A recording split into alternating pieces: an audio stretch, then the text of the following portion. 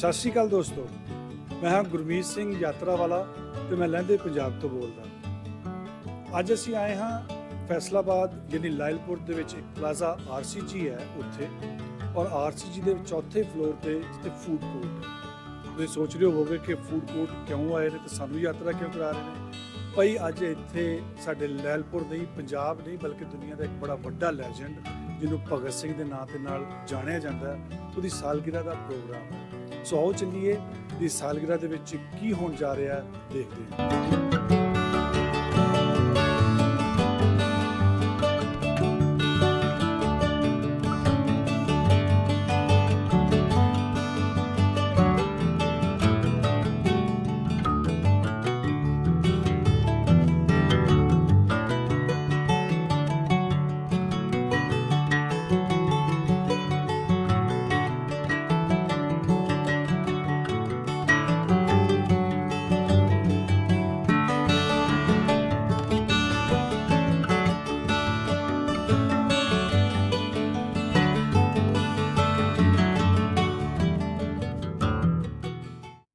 ये एक खत लिख रहा हूँ जिया को, और जिया को खत मैंने लिखा जब उसके कहने पर मैंने एक पेंटिंग बनाई और जिस दिन ये मुकम्मल हो गई।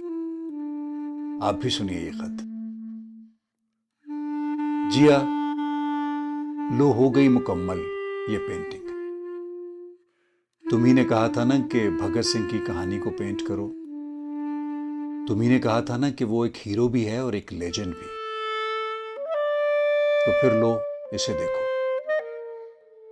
ये है वो पेंटिंग। जिया, तुम तो जानती हो ना कि हर पेंटर बुनियादी तौर पर एक स्टोरी टेलर होता है। वो रंगों की जबान में बात करता है, हर पेंटर। और फिर एक एब्स्ट्रैक्ट पेंटर तो उसके लिए तो लाजिम है कि उसकी जबान फिगरेटिव भी हो, यानी मुरस्सा, सजी संवरी, बामानी और बामहावरा। जबान पर लुत्फ भी हो और उसकी ग्रामर भी परफेक्ट हो। ये जरूरी है एक एब्स्ट्रैक्ट पेंटर के लिए।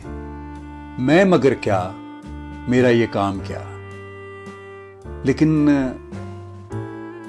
सिर्फ इतना बताना है कि असातिज़ा बताया करते हैं कि ग्रैंड मास्टर्स की हर पेंटिंग में दाखिल होने का भी एक दरवाज़ा होता है और इससे निकलने का भी एक दरवाज़ा।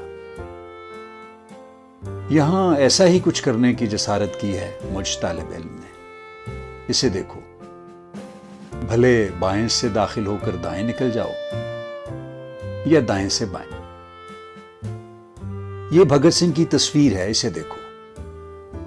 ये वो तस्वीर है जो उसने असेंबली पर बम फेंकने से पहले खिंचवाई थी, और इसके साथ एक फ्रेम में हिंदुस्तान के बुझे हुए नक्शा पर उसके नाराए मस्ताना इनकलाब जिंदाबाद की गूंज सुनाई दे रही है।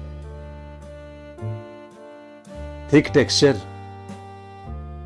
भगत सिंह के सियासी और समाजी हालात के नशेबो फराज का मेटाफर भी है, और भगत सिंह के पंजाब बिलखसूस उसके लायलपुर का एक सिंबल भी। जिया, तुम्हें याद है कि तुम्ही ने कहा था कि भगत सिंह की कहानी खाक और खून की कहानी है, खाक और खून की कहानी। सो मैंने खाकी रंग और सुर्ख रंग को मिलाकर एक तीसरे रंग से उसकी दास्तान रकम की है। ये तीसरा रंग बजाय खुद उस कहानी का एक किरदार है जो कहानी भगत सिंह ने हमारे लिए लिखी। इसे देखो। मैं तो बस इतना जानता हूं कि यही वो रंग है जो ऐसे ऐसे इमोशंस को इवोक करता है कि क्रांतिकारों, मुजाहिदों और फ्रीडम फाइटर्स को हमेशा हमेशा के लिए जिंदा और जावेद कर दिया कर। यही वो रंग। हां, एक आखिरी बात और भी है, वो यही कि तुमने कहा था कि हीरो की शनाख्त उसकी बहादुरी और कामयाबी से होती है, जबकि लेजेंड की पहचान उसकी बहादुरी के साथ साथ उसके अपने नजरिया के साथ उसकी कमिटमेंट और उसकी अचीवमेंट से की जाती है। हीरो तो कई एक होते हैं, मगर लेजेंड कोई कोई होता है। हर हीरो की एक कहानी होती है, लेकिन हर लेजेंड खुद एक कहानी होता है।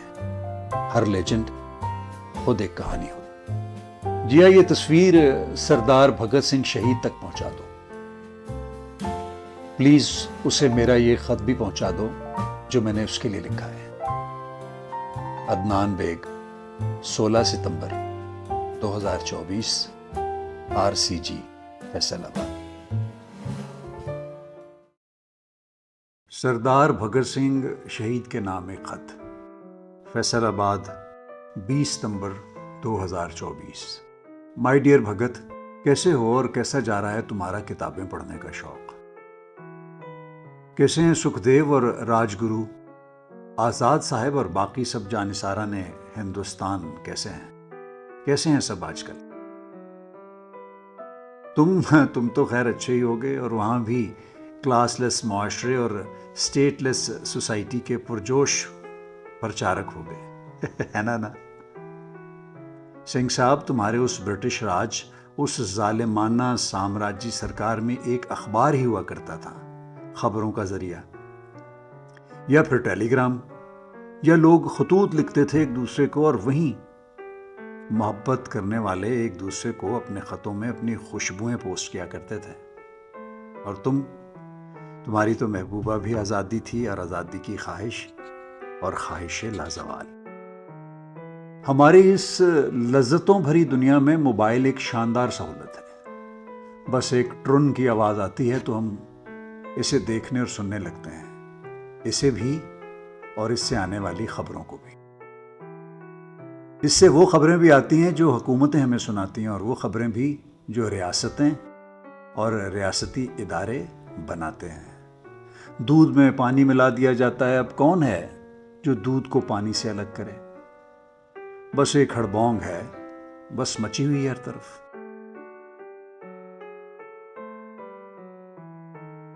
सरदार बहादुर, तुमने वहां जलियांवाला बाग से खून आलूद मिट्टी से अपनी बोतल भरी थी और वहीं आसमान को देखकर वाहे गुरु की सौं खाई थी, आजादी हासिल करने की कसम। भगत साहब, हम भी यहां किसी बदजात जनरल डायर की बहीमाना आवाज सुनते हैं, फायर।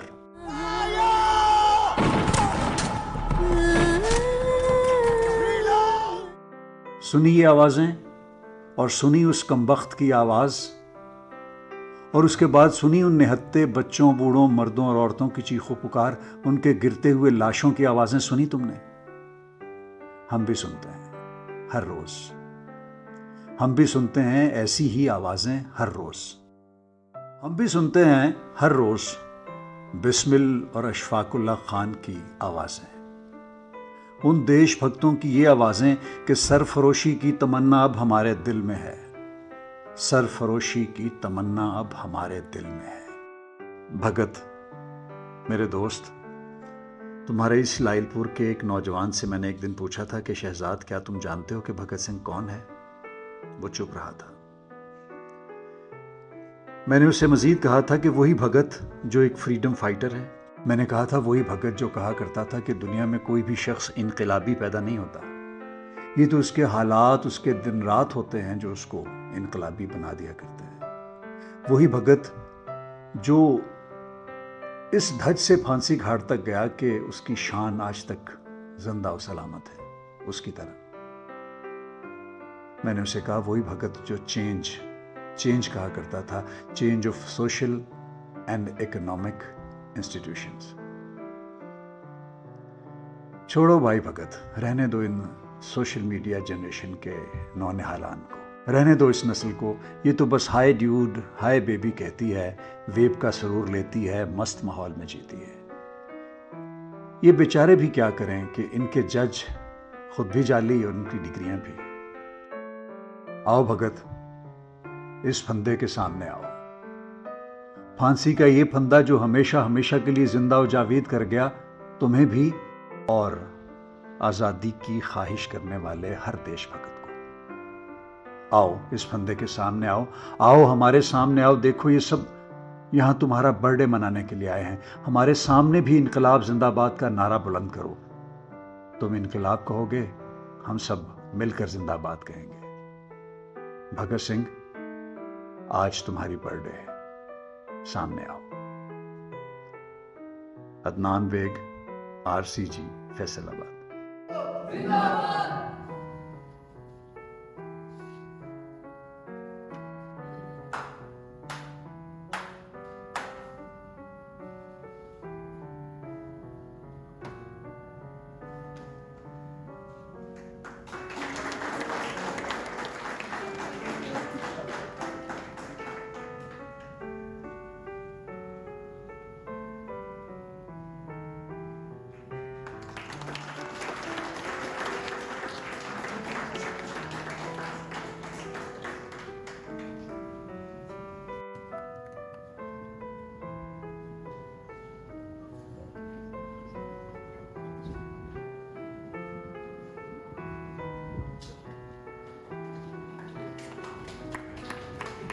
Good.